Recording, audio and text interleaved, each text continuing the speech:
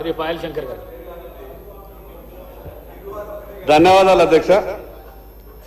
అధ్యక్ష, మూసి అభివృద్ధి అని ఒకసారి, నేను రెండు ప్రశ్నలు, ప్రక్షాళన అని ఒకసారి. మూసి అభివృద్ధి లేదా ప్రక్షాళన, మూసి పరివాహక ప్రాంతం అంతా కూడా దాన్ని అభివృద్ధి చేస్తారా?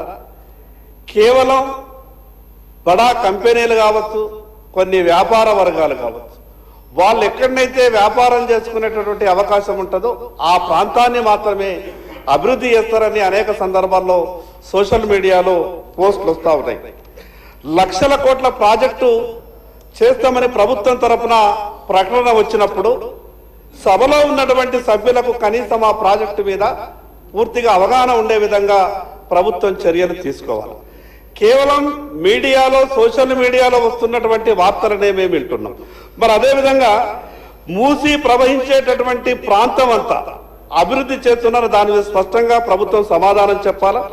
మరి అదేవిధంగా కేవలం గోదావరి నీళ్లను మాత్రమే మూసిలో పోసేసి ఈ నగరంలో ఉన్నటువంటి మురికి నీరనంతా కూడా ఇప్పటికే కేంద్ర ప్రభుత్వం ఇచ్చినటువంటి వేల కోట్ల రూపాయలు ఎస్టీపీ ఈ రాష్ట్రంలో కావచ్చు, నగరంలో కావచ్చు, వేల కోట్ల రూపాయలు కేంద్రం నుండి నిధులు వచ్చినాయి తప్పితే ఆ ఎస్టీపీలని గత ప్రభుత్వం కానీ ఈ ప్రభుత్వం కానీ ఎందుకు మెయింటైన్ చేస్తలేదో దాని మీద సమాధానం చెప్పాలి.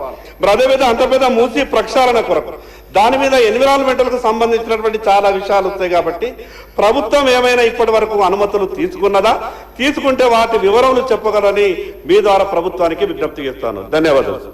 గౌరవ మంత్రి గారు.